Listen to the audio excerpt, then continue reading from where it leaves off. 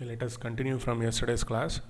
Now here, I wanted you to make a small addition in the unstable equilibrium case. Okay, sorry, the stable equilibrium, the first case, right?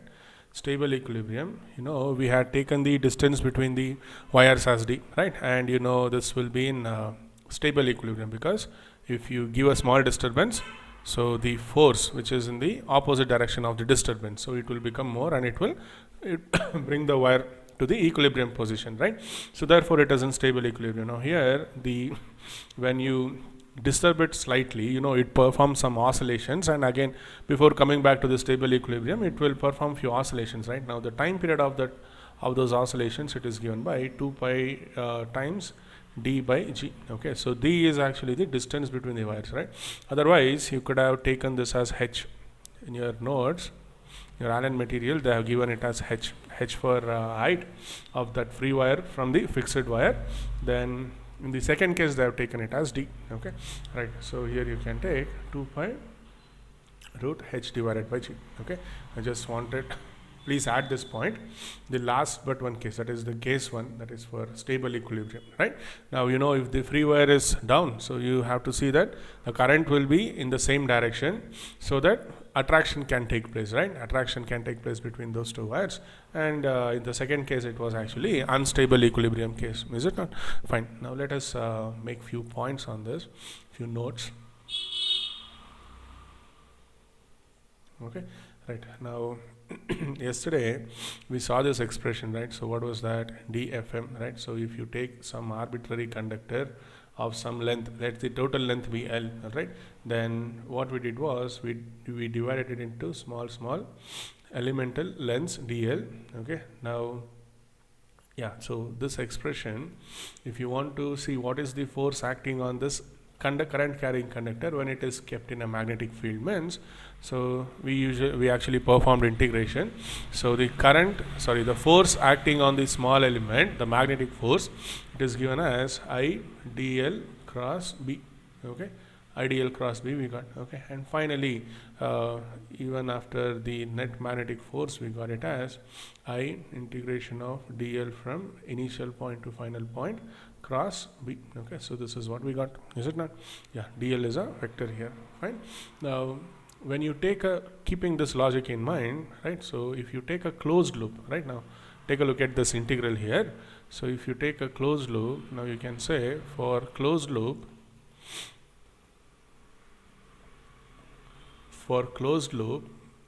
that is, so you have a loop like this, let us say some arbitrary shape, right? Now there is some magnetic field present here. Okay, there is some magnetic field present in this region. Say it is this way or it is coming out, no problem, right? For a closed loop, you can see this integral I to f dl. So what do you get? Say you will start at this point. Okay, you will start at this point, you will get so many dl. Okay, you will add all these elemental lengths. Okay, and again you will reach the final point. Okay, now you will see that the initial point and final point are same, right? So it is just like meeting the tail of the first vector to the head of the last vector. Now the head of the last vector and the tail of the first vector will be the same, correct? Tail of the first vector and the head of the last vector, so they'll meet here. So eventually if you cover the complete loop here, so you'll end up getting the last vector. So this is the first vector and this is the last vector, correct? So therefore this integration, right? So this integration, it turns out to be 0 for closed loop. Okay, for closed loop you can write this way, otherwise you can simply write closed integral of dl. Okay, so closed integral of vector dl will be 0. Okay, so therefore for closed loop, right, for closed loop, the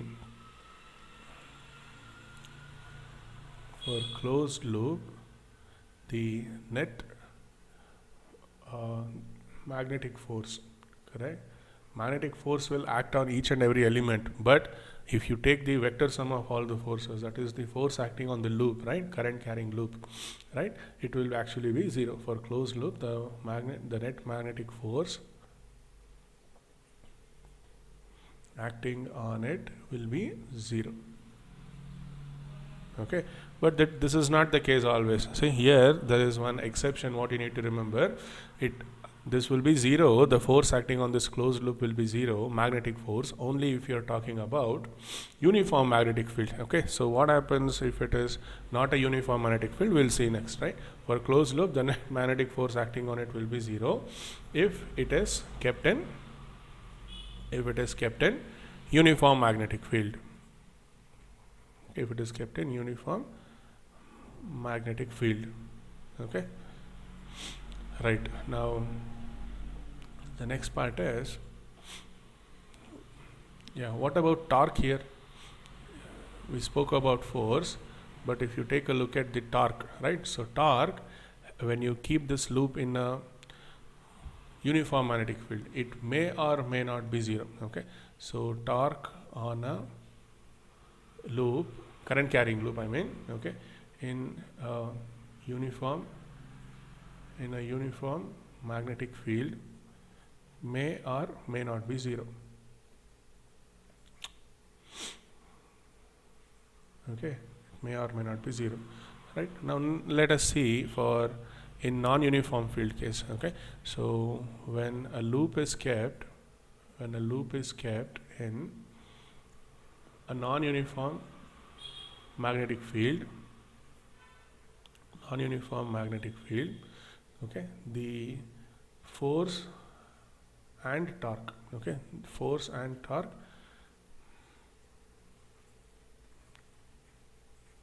may or may not be 0.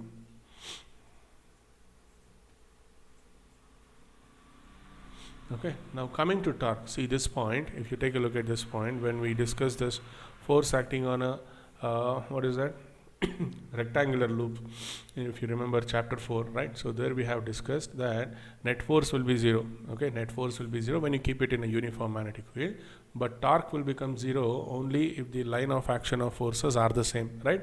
So that is when the magnetic moment, it becomes perpendicular to the magnetic field, right? Magnetic moment of the coil, or you can say the plane of the coil becomes parallel to the magnetic field. Okay, so please refer back your notes. Now, how to understand this? When a loop is kept in a non-uniform magnetic field, the force may be 0 or may not be 0. Now let us see a case where it may not be 0. Okay, so to remember in a better way, now consider this square loop. Okay, consider this square loop. Now say over the first half, okay, for the first half you have the magnetic field to be quite strong. Okay, the magnetic field is strong. Okay, like this, and here the magnetic field is weak. Okay, here the magnetic field is weak. Okay, now say the current is flowing in clockwise. Okay, say the current is flowing in clockwise direction, right? Okay, now if you do this what is that, IL, right? So say L is the side length. Okay, or you can choose whatever you want, right? Now IL cross B, if you do, so IL cross B, right? Now force acting on this segment, it will be this way, right? Now what about this? So IL cross B, right? Now here you have to divide this section into two pieces. So this will be L by 2 and this will be L by 2, right? Now there is some force acting on it, let us say. Now the force acting on this one, let us call it as F1, F2, then F3 and F4. Okay, now by symmetry you can find out, I have taken the loop so that F2 and F4, right? So F2 and F4, they'll cancel out because they are equal in magnitude, opposite in direction. But if you look at F1, right? So F1, how do we write? IL cross B1. Say the magnetic field in this region is B1. Now the weaker magnetic field, call it as B2. Okay, IL cross B1. Now F3, right? So F3, I can write it as IL cross B2. Okay, IL cross B2. Now clearly, as I told you, B1 is more than B2. So therefore, there is some net force acting on this loop. Now the net force will be in the left direction. Okay, so you will see the net force acting in the left direction. So the loop, it will start moving towards the left if you set it free. Okay, right. So this is one simple example. Like this, you can write your own examples. Okay, fine. Now let us see the next concept. Right. Now next concept is definition of ampere. Okay, again a quick recap. So how do we define ampere? See here we'll consider two long, infinitely long current carrying conductors I1 and I2 separated by some distance d, let us say. Okay, now say the current you can vary and the distance also you can vary. Now you know force per unit length, correct? Force per unit length,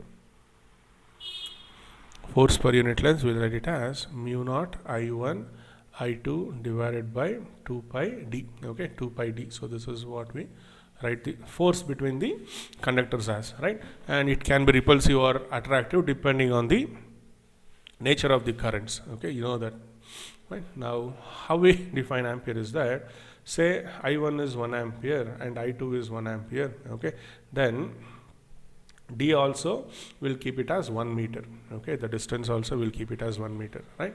Now if you calculate the force, right, now the force you'll end up getting 2 into 10 power minus 7 Newton per meter. Okay, yeah, 2 into 10 power minus 7 Newton per meter, force per unit length, right? That's all. Now how can we define?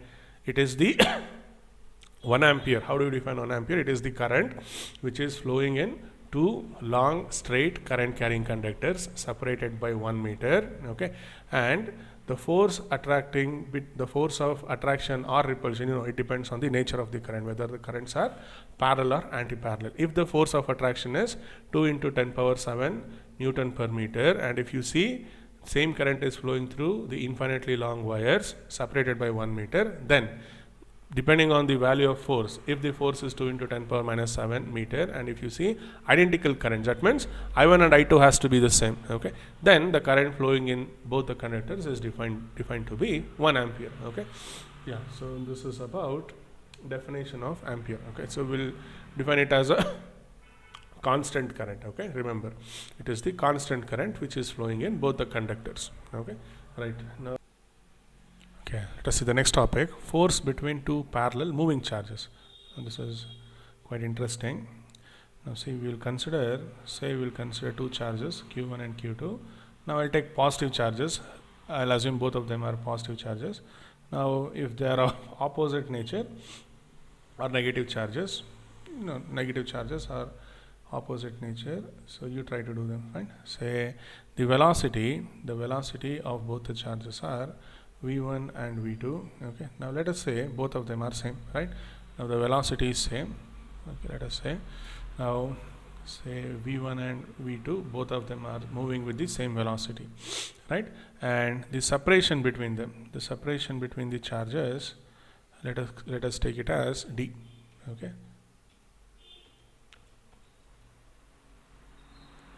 the separation between the charges, let us take it as d. All right, now they are unlike charges, sorry, they are like charges, I have assumed, right? Now the here yeah, speaking of this moving charges which are moving in a parallel, which are moving parallelly with respect to each other, so what you will notice is that due to the charge, right, so you know if two charges are separated by some distance, you can see the electrostatic force, right, that is Coulomb's force, q1 1 by 4 pi epsilon naught q1 q2 divided by r square, right? So this is what we get, q1 q2 divided by d square. So this is the electrostatic force, right? Now how the electrostatic forces will act? So they will try to repel, right? So right, so these are electrostatic forces, right? So FEL, let us say, right? So this is the electrostatic force acting on them. Now because of the motion of the charge, see, when you have seen from Oersted experiment that a moving charge, right, a moving charge constitutes electric current, otherwise you can say a moving yes, we have seen that moving charge gives rise to magnetic field. And one more point what we have seen is that when you see a charge which is in motion in an external magnetic field, it will experience some force. Okay, now we have to use both the concepts here, right? Now see, let us try to understand that Q1, right? So Q1, say it will, you can imagine a cross section here. Okay, so imagine a cross sectional area, right? Now Q1 will cross that cross sectional area in some time t, let us say. Okay, or you can say, how do we define current? Basically current is defined as Q by T, right? The number of the amount of charge q which will cross a given cross sectional area in time t, right? So that is how we define current as, right? Now this moving charge q1, say it will constitute some current, okay, it will constitute some current, call it as I1, okay. I1 is equal to q1 by t, you can say t is some time, okay. Now I2 also you can consider it as q2 divided by t, right? Now let me write it here, q1 divided by t. Now I2 is given as q2 divided by t, right? Now let us see how the magnetic field due to these two charges, okay, how you can consider the magnetic field due to these two charges, that is motion of these two charges, right? Now if you use your right hand rule, correct, now say due to q1, okay, q1 is moving, so that is giving rise to I1, let us say, right? Motion of q1 is nothing but I1, let us say, right? Now due to I1 you will see the magnetic field linking with q2, okay. See, what we will make sure is that the two charges are moving simultaneously, the distance between them is maintained constant, correct? They are moving parallelly, right? Now let us say the magnetic field linking with q2, right? So it will be this way if you say, so let us call it as b1, right? Now again, if you consider the magnetic field due to the movement of q2, right, due to the motion of q2 at q1, okay, at q1, so it will be this way, okay, use your right hand. So this will be like this, right? Now you know it is just like you have two parallel currents, right? When you have two parallel currents, the charges will, the conductors will attract. Here you can say the charges will attract each other, right? Now of course you have electrostatic force also, but the magnetic force is attracting between them. So you can say F mag and F mag, right? Now let us try to find that F magnetic force, okay, right? So this magnetic force, as you know, will write it as q v b sine theta, correct? Now here, you know, from Newton's third law, so charge acting on, the force acting on both the charges are equal and opposite in nature, right? Right, so you can say here, if I consider magnetic force on q221, so I can write it in two ways here, right? Okay, now I can write it as q1 is moving with some velocity v1 is also v, let us say, in the external magnetic field due to the motion of q2, okay, so that is giving rise to b2, right? Now sine theta. Now what is the angle between v and b2? So this, you know, theta is the angle between v and b2, correct? Now v and b2, they are perpendicular to each other. Then v1 and b2, you can actually see v2 and b1, okay. So v2 is this way, that is motion of the charge q2, and b1 is into the mobile phone screen right now, your laptop screen right now. So they are 90 degrees, right? The angle between them is 90 degrees. So therefore you can say angle between, so let me write it this way, so v1, right? v1 is perpendicular to b2 and v2 is perpendicular to b1 also, right? So therefore you can write this as q1, let me write it as v only, then b2 sine theta, okay. So this is F mag we got, right? Now this is just the magnitude, right? Magnitude of the magnetic force, right? Now this is also equal to q2 v b1 sine theta, right? Now since I wrote v and b2 and v1 and b1 are perpendicular, this sine theta will go to 1, right?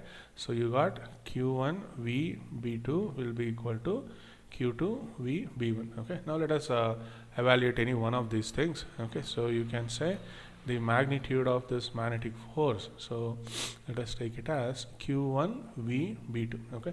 Now can we find out b2? So if you substitute it here, we can get we can do further steps, right?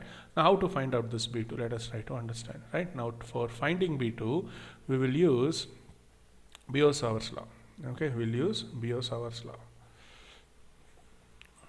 right? Now this is simple, so we just have to find out. See, b2 is due to what? b2 is due to the motion of q2, is it not? Motion of q2, okay. And we know the velocity is v we have taken, correct? Velocity velocity is actually v we have considered, right? Now how can we use Biot-Savart's law? It's simple. So we can say b2 is equal to mu naught divided by 4 pi I dl sine theta divided by d square. Okay. Now what is this d? As you know, it is the position vector. It is the position vector from the current element. See, basically we'll write db, right? So db is equal to mu naught by 4 pi I dl sine theta divided by r square, right? Now this r, it is the position vector from the current element to the point where you are trying to find out the magnetic field, right? Now we need the magnetic field which is due to the motion of q2, that is linking with q1, that is here. Okay. Now b2 I am trying to see what is b2 at the location of q1. Okay. So you can consider this as the position vector. So it looks something like this. Okay. Now I'm trying to find b2, right? So imagine this as the position vector d. Okay. So that is that position vector, its magnitude is d. Okay, like that. Fine. Right. So what we can do here is, now if you look at the angle between, now what is theta? Theta is the angle between the current element and the position vector. So here q2, right? So you know I2 is vertically upwards and your position vector is towards the left, correct? So the angle between them is 90 degrees. Okay, so here you can write b2 as mu naught divided by 4 pi into I dl. Now this sine theta, it will go to 1. Okay, sine 90 is 1 divided by d square. Okay, you got it as d square. Fine. Now here this is actually I2, isn't it? So b2 is due to the I2, right? I2, right? So here the next step what we can do is mu naught divided by 4 pi. Now for I2 I'll write it as q2 divided by t. Okay, q2 divided by t into dl. Now you have let me write d square here, mu naught by 4 pi d square, right? Now if you focus on this, dl divided by t. Okay, dl divided by t. Now since we are considering uniform motion, correct? Uniform motion of the charge, this dl divided by t, it will give you the velocity of the charge itself. Okay, so that will be q2 into v. Okay, so that will be q2 into v. All right, fine.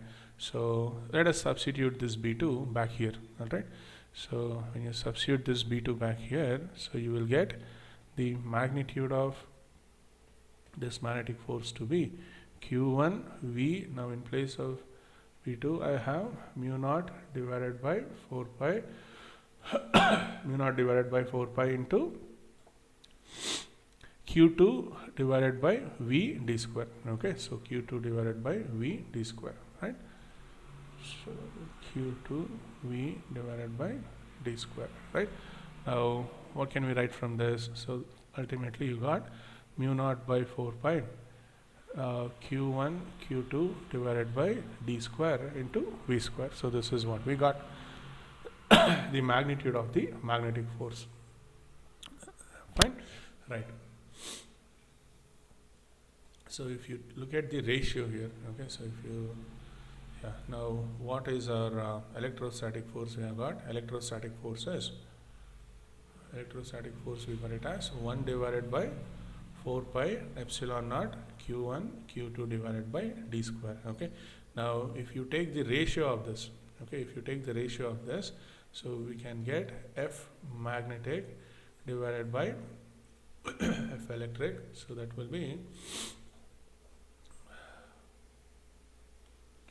so you'll get it as mu naught epsilon naught v square. Okay, so mu naught epsilon naught v square, right? Now one more interesting thing about this mu naught epsilon naught is that we'll say c square. Okay, c square is equal to 1 divided by mu naught epsilon naught, right? Now c is the velocity of light in vacuum. All right, c stands for velocity of light in vacuum, right? So therefore this expression you can write it as the magnetic force divided by electric force. You can write it as v square divided by c square. Okay, Right, see, magnetic force is proportional to the square of the velocity, electric force is proportional to square of the speed of light. Okay, so this is what you need to write. You need to understand. Right? Cannot say, I mean, we cannot say individually. Individually saying like that, it will be wrong, but you can remember this ratio. Okay, you can remember that this ratio, right? So you can say the magnetic force is V square divided by C square times electric force. Okay, like this we can say, fine. So let us not say directly proportional, fine. Okay, right. Okay, so this is about the force acting between two parallel moving charges. Okay, right. Fine. All right. Now, yeah, let us see in the next class.